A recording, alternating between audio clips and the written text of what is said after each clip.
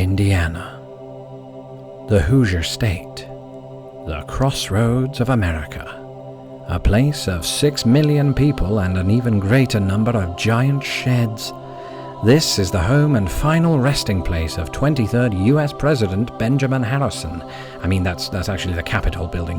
That's not where he lived. I'm just making the point that he once presumably had a pretty sweet pad in the city.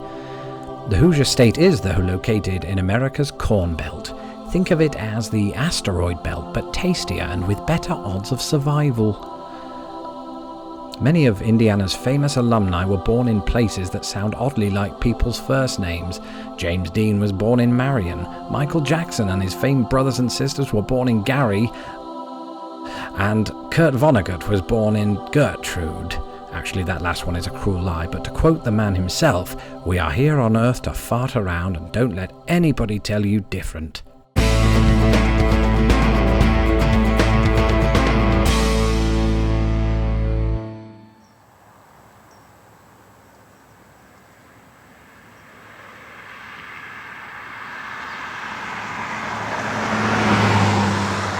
Given the state's relatively large population, you'd be forgiven for thinking that Indiana is some kind of metropolis, the likes of which you might see in the film Superman.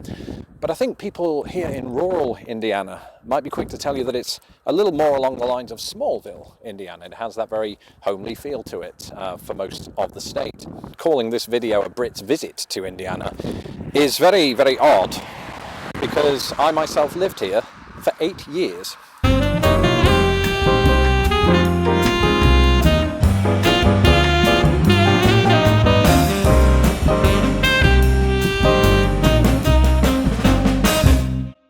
It's a little weird being back after all these months. Nothing much has really changed out here, if I'm being completely honest. I mean, it's still good old Indiana.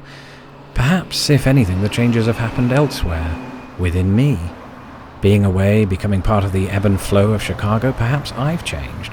You know, it's like that feeling you get when you pop into an old workplace. You'd say hi to your favourite old colleagues, even Steve from accounts, and the cubicles would be laid out just the same.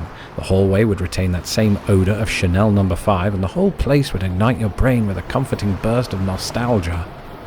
And then you'd nod and smile and ultimately acknowledge that I'm in a different job now. I'm in a different job. Still, there are some parts of Indiana I'd never seen before, like Michigan City. We paid a visit to some good friends. Well, that's really cool. A few years ago, when I was growing up, beach erosion was so bad, a lot of these houses were falling into the lake. Oh, wow. Yeah. There's a spot up here where you'll see where there's actually, there aren't any houses. And it just... They all fell into the lake? Yeah. Wow. So we always said if we ever had enough money to buy up here, we'd buy on this side of the street. Fair enough. Yeah, The voices you just heard belong to Mr. and Mrs. Anglotopia, a hugely popular website for Anglophiles. And what do 4 Anglophiles do when they get together, apart from quaff tea? They head to the pub.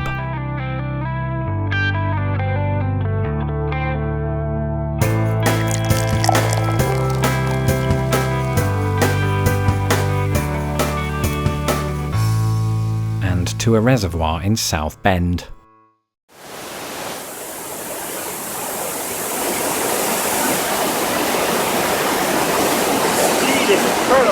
It is! And the velocity. Is velocity the correct term? Not a science man. Well, I am. Casually. Yeah.